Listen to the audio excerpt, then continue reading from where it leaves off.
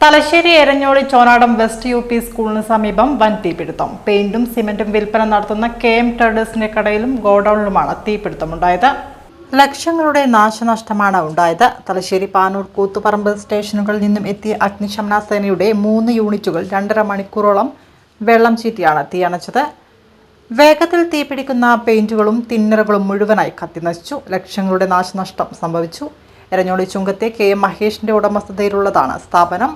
ഇന്ന് പുലർച്ചെ 3:30ഓടെയാണ് കടയ്ക്ക് തീപിടിച്ചത്. വിവരം ലഭിച്ച ഉടനെ സ്റ്റേഷൻ ഓഫീസർ K രാജീവിന്റെ നേതൃത്വത്തിൽ അഗ്നിശമന സേന എത്തി. ഈ സമയം പെയിന്റിംഗ് കടയിൽ നിന്നും തീ ആളിപ്പടരുകയായിരുന്നു. ഗുരുതര സാഹചര്യമായതോടെ സമീപ സ്ഥലമായ കൂത്തുപറമ്പ്, പാനൂർ അഗ്നിരക്ഷാ നിലയങ്ങളിൽ നിന്നും സേനാ യൂണിറ്റുകളെ കൂടി വിളിച്ചു വരുത്തി. 3 യൂണിറ്റുകളും ചേർന്ന് 2.5 മണിക്കൂറോളം കഠിന പരിശ്രമം നടത്തിയാണ് തീ കെടുത്തിയത്.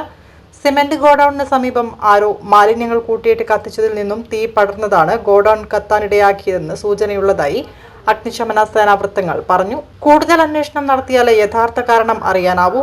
Assistant station officer V Joy, മറ്റ് സേനാംഗങ്ങളായ A ഷുജിത്ത്, SK റിഥിൻ, Baiju, KP Rineesh, Vineesh, Vijeesh, Nigeesh, Prajith Narayanan എന്നിവരാണ് തലശ്ശേരി സംഘത്തിലുണ്ടായത്.